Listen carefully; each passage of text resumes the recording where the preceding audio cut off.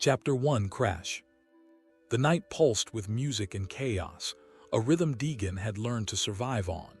The bass from the house party rattled the walls, each thump vibrating through his chest like a second heartbeat. He tipped back another shot of whiskey, letting the burn coat his throat before slamming the glass onto the counter. Laughter and shouts surrounded him. Couples argued in corners, others kissed. Friends stumbled drunk through the haze.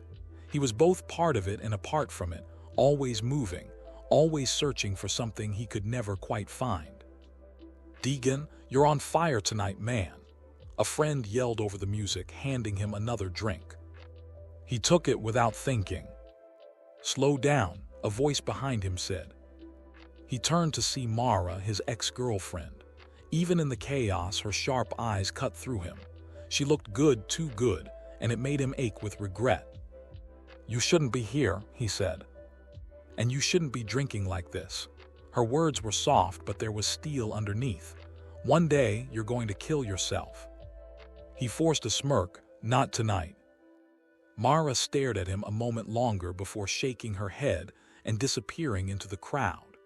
The conversation stung more than he wanted to admit. The night dragged on, blurring into one long, drunken smear. Arguments flared. Someone got thrown into a table. Sirens wailed somewhere far off. And when the party finally thinned, Deagan found himself outside, helmet in hand, staring at his motorcycle like it was the only thing that still understood him. He knew he shouldn't. He didn't care.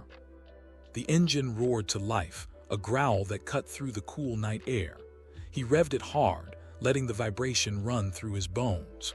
The world felt sharp, alive, each breath an electric spark. He pulled out onto the empty highway, the moon hanging low like an eye watching him. The bike screamed as he pushed it harder.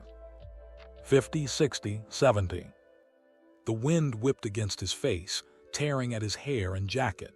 The asphalt blurred beneath him, a black river carrying him faster and faster. 80, 90, 100. The world narrowed to the road ahead and the roar of the engine. The ghosts of his past, every mistake, every lie, every regret chased him, and for a fleeting second he thought he could outrun them all. The curve appeared out of nowhere. He leaned too late. The tires screeched, fighting for grip. The bike wobbled, fishtailed. His heart slammed against his ribs. He yanked the handlebars, but the road spun sideways, the guardrail rushing up to meet him. Metal screamed. Glass shattered. The world flipped, once, twice, before gravity slammed him into the pavement. Pain exploded white-hot through his body. Then silence. The bike lay twisted in the ditch, its headlight flickering weakly before going dark. The smell of gasoline and burnt rubber filled the air. Deagan's chest rose shallowly, blood trickling from the corner of his mouth. Somewhere, faintly, he heard voices, shouts, someone calling his name, the distant wail of an ambulance. Everything began to fade. The pain dulled. The cold crept in. As the sirens grew closer, his vision dimmed until there was nothing but blackness. He opened his eyes to a world that wasn't the one he knew. The road was gone, the stars were gone, even the moon had vanished. He stood barefoot on cracked, gray earth beneath a sky that swirled like storm clouds and ash. The air was heavy, suffocating, each breath tasting of burnt metal and decay. In the distance, mountains jagged as broken teeth rose against the horizon. A sound like a whisper and a growl combined slid across the empty land. He froze. The shadows stretched unnaturally long, writhing as if alive. Something moved within them, long limbs bending in ways that made his stomach twist. "Hello," he called out. The sound was swallowed by the vastness.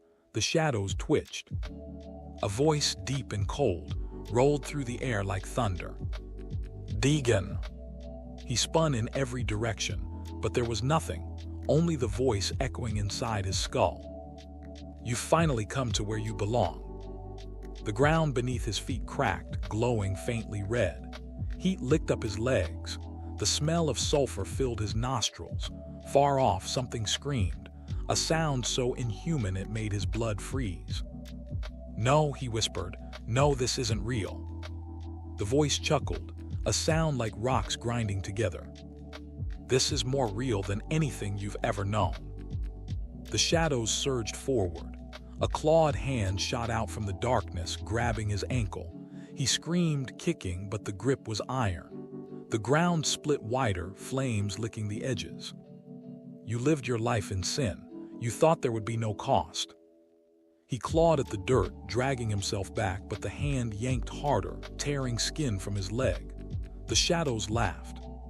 "Now the debt is due." The fissure widened, and he was pulled into the burning darkness.